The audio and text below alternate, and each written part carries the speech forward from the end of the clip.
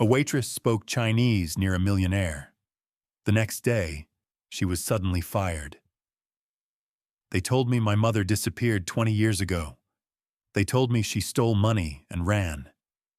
They told me justice had already been served. They lied. My name is Zoe Sullivan. I was a waitress last month. Today, I'm the reason Sullivan Industries is collapsing. And I'm not sorry. Before we start the story, write in the comments from which part of the world you're watching today. Zoe's hands didn't shake. That was the most surprising part. After all, she was standing 2 meters away from 5 billionaires arguing in Mandarin about a deal that could crash 2 economies. The ballroom of the Vantage Hotel smelled like espresso, fear, and polished wood. Waiters circled like sharks in bow ties. Businessmen in tailored suits murmured quietly over charts no one else was allowed to see. On the surface, nothing was happening. But the tension was electric. Zoe wasn't meant to be here. Her name wasn't even on the rota for the Mandarin-speaking wing. She was only covering for Mia, who had called in sick with food poisoning. One more shift. One more tray of crystal glasses. Then she could go visit her mother, maybe even pay for another week of care. But the man with the thin glasses was getting agitated. His voice rose. The interpreter faltered. The English translation came late and confused. Asset flexibility, no, liquidity, he stammered. Zoe stepped forward before her brain could stop her. He didn't say that. The entire table went still. The interpreter turned red. Excuse me? Zoe kept her voice level. He said they're not satisfied with the risk-to-collateral ratio. The legal protections in Section 17 are weaker than promised. The Chinese man nodded sharply. Finally, someone is listening. Silence fell again. Then someone laughed. Deep, amused, almost tired. "Who are you?" said a voice behind her. Zoe turned. The man had the Sullivan jawline, cold eyes, sleeves rolled to his elbows, and no name tag, because men like him didn't wear name tags. He didn't need one. "Zoe," she said. "I'm Lucas Sullivan," he replied. "Come with me." The coffee in front of her was untouched. She didn't trust it. Not here, in this glass-walled meeting room with views of the skyline she'd never been invited to before. Lucas sat across from her, still without a tie. "I need you to translate something," he said. Zoe blinked. "Now?" "In 30 minutes. It's a private session. Lang Long's lead counsel is in town for 48 hours. We can't afford another misstep, and you seem—" He hesitated, then said the word like it was both a question and a challenge. "Competent." Zoe's mouth was dry. "I'm a waitress." "Not anymore. Just for today." Then he slid a contract across the table. Non-disclosure. Temporary consultant role. Day rate that made her heart stop. Enough to cover her mother's treatment for almost 3 months. There was a note attached. It was handwritten. It said, "They'll pay you well to stay quiet, but someone else always pays the real price." Zoe looked up. Lucas was already on his phone. She signed. Dr. Holmes waited for her outside the care home. His coat was too clean, his smile too wide. "You did well today," he said. "They already called to confirm your contract." Zoe's stomach turned. "Why do you care?" He shrugged. "Let's say I have a professional interest. Your mother's condition is expensive. You're blackmailing me?" "No, I'm motivating you. If you help them, I keep her stable. If you don't..." He smiled again. I adjust the treatment plan. Zoe's knuckles went white. He walked away. The glass elevator hummed. Zoe was inside Sullivan Industries. Her badge was temporary, her clothes borrowed, but her ears were sharp. They didn't expect her to understand. 3 floors up, executives argued in hushed tones. They mentioned numbers, transfers, old accounts, and one word that hit Zoe like ice water: Grace. Her mother's name. The Grace ledger still exists. It's been buried, but if someone pulls it up, then everything collapses. Zoe gripped her folder tighter. What did her mother have to do with this company? Back in her tiny apartment, Zoe opens an old file her mother had kept hidden behind the bathroom tiles. Inside, photos of Sullivan Industries. A staff badge. Name, Grace Sullivan. Position, internal auditor. Termination reason, embezzlement. Status, escaped. Zoe stares at the last line. Her mother didn't just leave, someone erased her. And tomorrow, Zoe would walk back into that building, not as a waitress, not as a translator, but as a daughter looking for the truth. Zoe didn't sleep. She sat on the edge of her bed, holding her mother's old ID badge. The name Grace Sullivan was faded, but the barcode still scanned when she ran it through a free app. The system said, "Access denied. User deactivated. Not terminated. Not fired. Just deleted." By the time sunlight scraped across her apartment window, she was already dressed and back on the street. Her reflection in the glass door of Sullivan Industries didn't look like her. High heels, dark blouse, hair tied back. The uniform of someone invisible in the world of the powerful. Inside, a man from HR handed her a new badge and a confidentiality file the size of a phone book. "Read it, memorize it, and forget it ever existed," he said without looking up. "Sounds healthy," she muttered. He raised an eyebrow. "Miss Sullivan, is it?" She nodded. The irony made her sick. The meeting room was sleek. Frosted glass, no clocks. On the far end, 5 people waited. Zoe recognized one. Lucas Sullivan, head resting on his hand, eyes distant. Next to him, a woman in a razor-sharp gray suit. "Victoria Lang," she introduced herself. "Chief Financial Officer. This is a sensitive transaction, and your discretion is assumed." Zoe nodded. Victoria studied her. "You're young. I'm fluent. We'll see." They handed her a folder with legal documents in Chinese: corporate restructuring, asset shielding, liability transfers. The numbers were huge. The language, dense.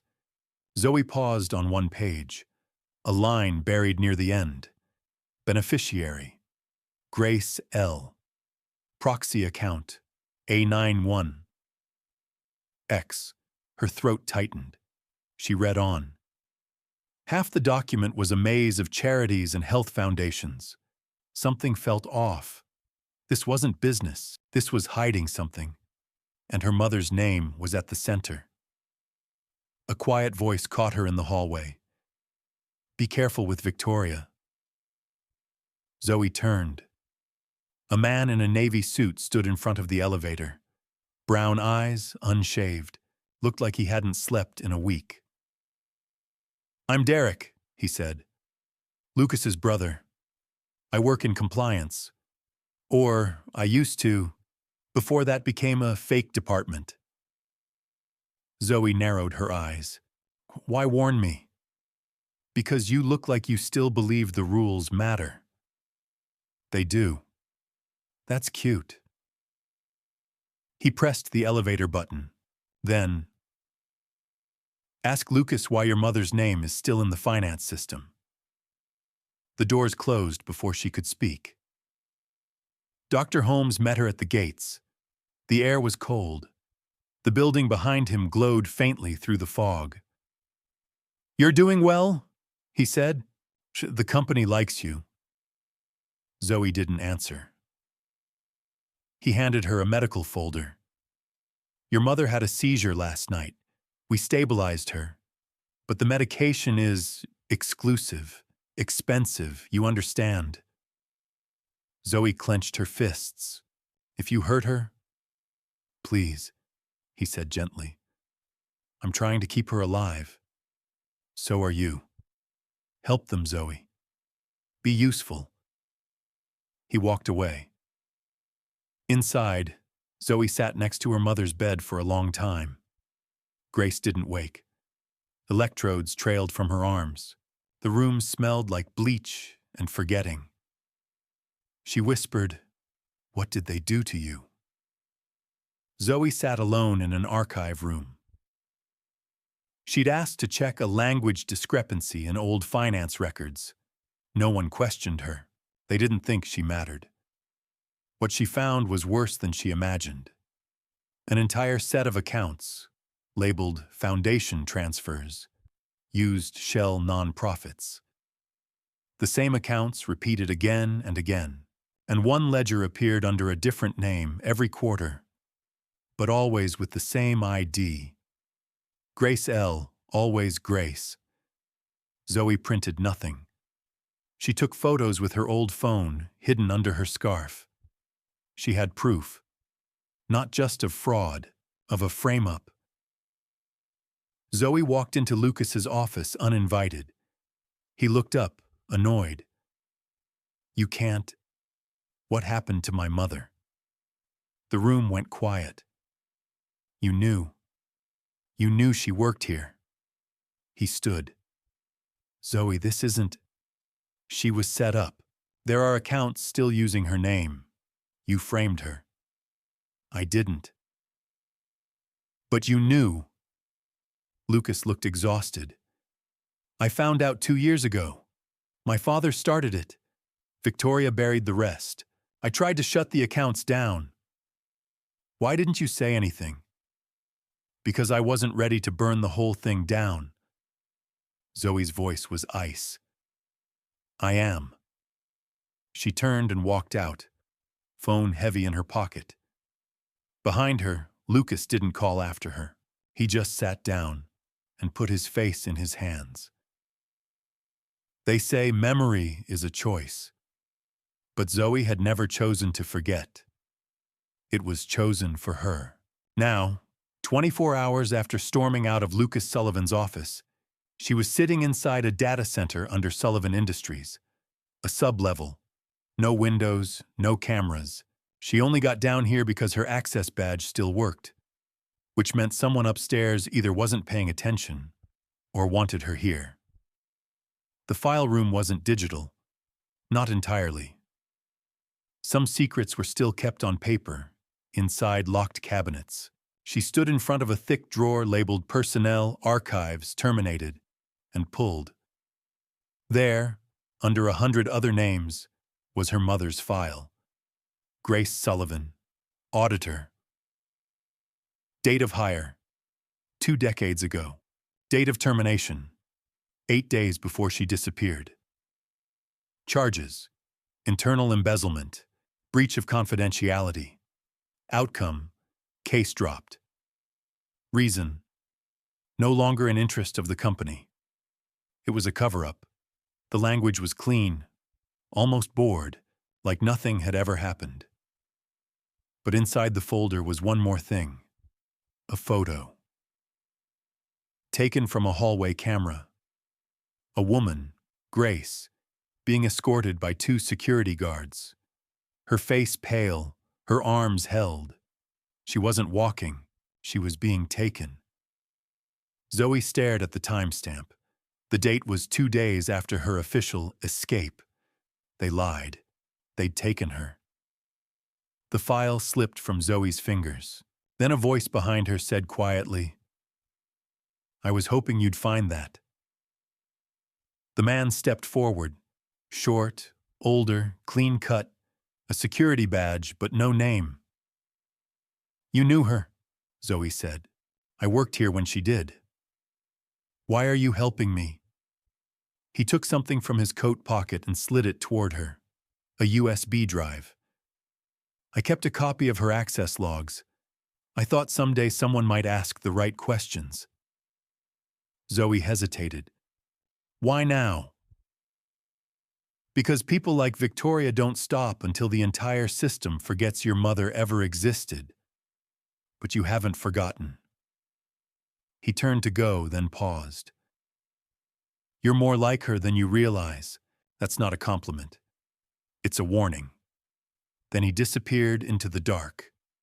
Zoe sat at her kitchen table with her old laptop, shaking hands loading the USB. The logs were dense. Dates, rooms, door access, file views, meeting attendance. But 3 entries stood out. 3 nights in a row, Grace had entered room X73, far below the finance wing. A storage lab listed as inactive. No record of what she accessed. No exit logs for the last night. Zoe cross-checked the room ID against the current company blueprint. Nothing. It had been erased. Except one person had still used the same elevator to reach that floor in the past year. Victoria Lang. Zoe leaned back. This wasn't just fraud. It was about something hidden. And someone had risked everything to keep it buried. Zoe opened her locker at the hotel. She hadn't been there in days. Her shifts were still frozen. Inside the locker, an unmarked envelope. Inside, 2 photos and a message. Photo 1. A man, early 50s, dark suit, face turned slightly from the camera. Photo 2. The same man, shaking hands with a Chinese delegate in a news clipping. Caption: Fang Zhen, Vice Director of Leng Long, formerly known as John Sullivan. Zoe's breath stopped. Her father hadn't died in a car crash. He hadn't vanished. He had changed his name, his face. He was alive, and he was inside the company her mother had tried to expose. Her phone rang once. Private number. A voice, low and urgent. "I can't speak long. I don't know if they're listening." Zoe whispered. "Who is this?" "You have your mother's eyes," the voice said. She froze. I did what I had to do. I had to disappear. But now you've found it. They'll come for you. Why didn't you tell me?" "Because I didn't know if you'd survive it." Silence. Then, "Meet me tomorrow, 8 o'clock. Cross Point Terminal. Bring the files. Come alone." The call disconnected. Zoe stared at her reflection in the dark screen. For 20 years, she had believed her father was dead. Now he was a corporate diplomat with a new name, and the only thing more dangerous than seeing him was what he might ask her to do next. That night, Zoe returned to her mother's facility. The receptionist didn't recognize her. A new staff rotation. Her passcode didn't work. She buzzed twice. Then a nurse came out and said, "Grace Sullivan has been moved." Zoe's blood went cold. "Moved where?"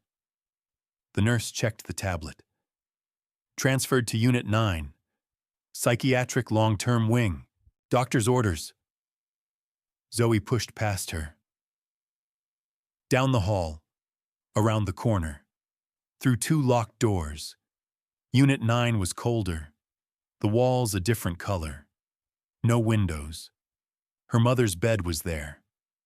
But Grace didn't respond. Sedated, heavy, eyes open but not seeing. Zoe turned, breathing hard, and found Victoria Lang standing in the doorway. She smiled. "It's good you're here. We need to talk about your future." Victoria Lang didn't move from the doorway. "I'll be brief," she said. "You're in over your head. You've made people nervous. That rarely ends well." Zoe stepped protectively between her and the hospital bed. "What did you do to my mother?" "She's receiving treatment. She was conscious 2 days ago." Victoria's smile thinned. "Her chart now reflects psychiatric risk, which means she's under a different care protocol, one I control." Zoe's fists curled. "So this is leverage. This is mercy. You should be thanking me." She stepped closer. "You want her safe? Stop digging. Take the contract extension we're offering. Work the deal with Liang Long. In 6 months, your mother walks free. Full recovery, private care, offshore relocation, clean identity. And if I say no?" Victoria's voice dropped. "Mind, then we treat your mother like what she now is, a liability. One the company cannot afford." Zoe stared at her. "You framed her. You erased her. You poisoned her. I preserved the company. That's not a crime. That's a career." Victoria left without waiting for a reply. Zoe looked down at her mother, still breathing, still warm, but lost in chemicals and silence. She whispered, "I'll burn it all down before I let them win." There was someone waiting at the door. Derek Sullivan. "Don't ask how I found you," he said. "You're not hiding very well." Zoe let him in. She didn't bother turning on the lights. "You knew what they did," she said. "Yes. I was the compliance officer. I spent 5 years accidentally losing files I was told to destroy. Why help me now?" Derek hesitated. "Because you're doing what I was too cowardly to do." She handed him the USB. "Room X73. What is it?" His face darkened. "That's where they stored the off-books audit logs. Real records. The ones your mother refused to sign off on." "You mean the illegal ones?" He nodded. "Tax shelters, medical licensing fraud, shell accounts with charitable front names. That was the engine that funded the international deals, especially the ones with Liang Long." Zoe was quiet for a long time. Then, "My father's alive. He's part of Liang Long now. His name is Fang Zhen." Derek didn't react the way she expected. He didn't deny it. He didn't look shocked. Instead, he said, "Then you need to hear what I found last night." Derek opened a file on his tablet. "A week ago, I pulled a backup of the company's closed pension disbursements. And look." He showed her a page with hundreds of line items. Most were normal. One was not. Recipient, Grace Sullivan account. Type, inactive transfers. Recurring, every 3 months. Status, redacted by executive override. Zoe read it twice. They're still paying her. No, they're paying someone under her name, which means someone built a ghost identity. Why? Because they needed her alive. You can't keep a dead woman on payroll. Zoe stared at him. "Derek, are you saying they never intended to kill her?" "I think they intended to use her." The train station was nearly empty. Zoe waited under the flickering sign that still said Cross Point Terminal, even though everyone called it the graveyard. A man stepped off the platform at exactly 8. Older, clean-shaven, neatly dressed, no luggage, no shadow. He walked straight to her. "Zoe," he said. His voice was unmistakable. "You're not dead," she whispered. "No," he said. But everything else I once was is. He looked at her face like he'd spent decades imagining it. I watched from a distance. I couldn't risk contact. Not while they were still watching me. You're Fang Zhen now. He nodded. It was the only way to stay close to their operations, to gather evidence. You left us. I thought I could destroy them from the inside, but I failed. Your mother paid the price. Zoe looked away. I need to show you something, he said. He handed her a leather folder. Inside were original documents, not digital copies, not edited screenshots, signed approvals, international transfers, names. At the top, Victoria Lang. And under it, Lucas Sullivan. Zoe's mouth went dry. He said he didn't know. He knew. He just didn't think you'd get this far. Zoe sat on her bed that night, folders spread out like a war map. She had everything now. Documents showing the setup of fake charities. Leaked files proving her mother's involuntary sedation. Audio clips Derek had recorded secretly over the years. Of meetings, threats, confessions. And now her father's signed testimony. All she needed was a platform. She opened her browser and drafted the subject line. I am Zoe Sullivan, and I have proof. Then she paused. Because once she sent this, there would be no going back. From the next morning on, she would not be a waitress or a translator or even just a daughter. She would be the woman who declared war on Sullivan Industries, and war was loud. The first message was a knock on the door at 6 in the morning. Zoe didn't move. She watched the security feed on her laptop. A man in a suit. No name tag. No ID. A car behind him, unmarked, black, engine running. He knocked again. Louder. Then he slid an envelope under the door and left without a word. Zoe picked it up with gloves. Inside, a single sheet. One sentence. There is still time to walk away. She burned it in the sink. Her mother was gone. Zoe had arrived at the care home early. The nurse behind the counter didn't even blink. Grace Sullivan? No longer in the system. Zoe's voice was quiet. She was here yesterday. I don't know what to tell you. She pushed past the desk, down the hall to Unit 9. Empty, cleared, bed stripped, nameplate removed, gone. Zoe called every contact she had. Derek, her father. No response. Phone silent. Then a message appeared on her screen. Unknown number. They're moving her to an offshore facility. You have less than 12 hours. Zoe knew what that meant. They were making her mother disappear. Again. But this time, permanently. In a rented office downtown, Zoe, Derek, and her father stood over a whiteboard covered in timelines. Zoe pointed. We go live at 8 sharp. The stream is mirrored. 5 platforms, separate logins. I'll read the statement. Then we release the documents. Derek nodded. And after that, we don't go home. Fang Jin, the man who used to be her father, added, once this begins, they will try to contain it, delay the media, discredit you.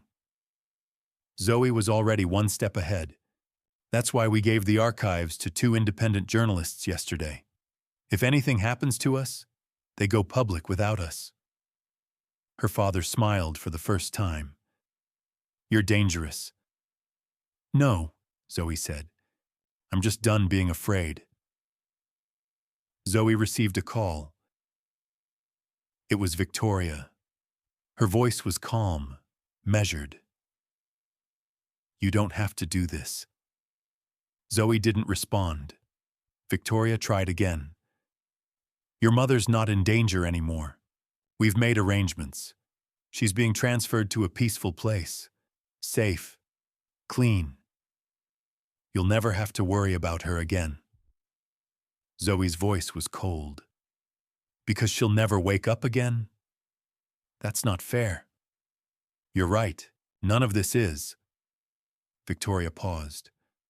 What if I offered you immunity? For you and your father. Money. A passport. Freedom.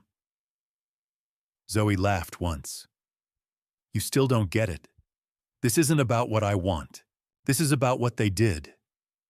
You're going to destroy everything. Good. She hung up.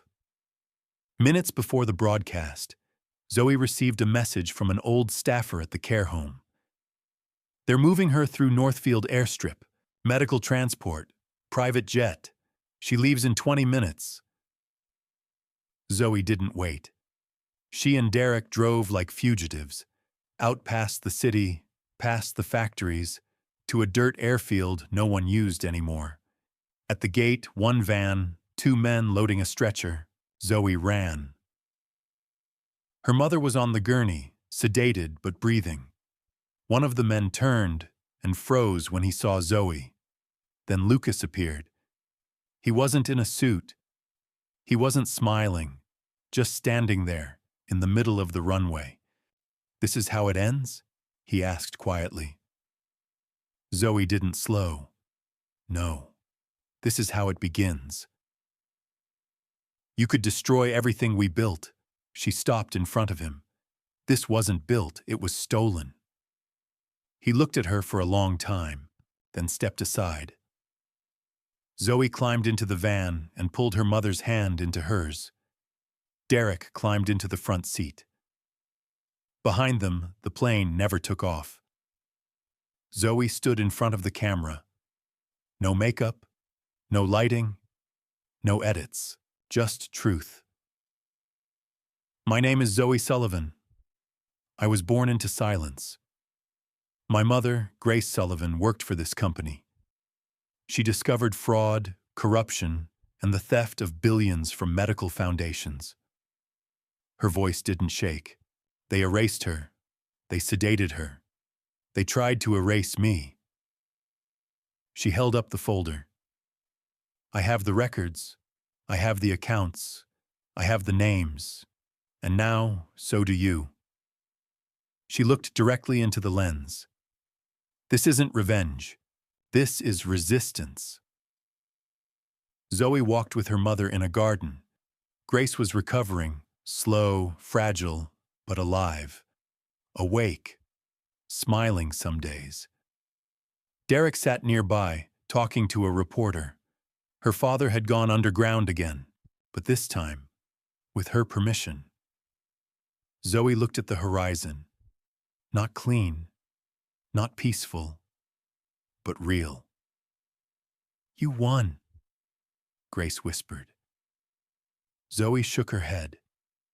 No, but I told the truth, and that's enough.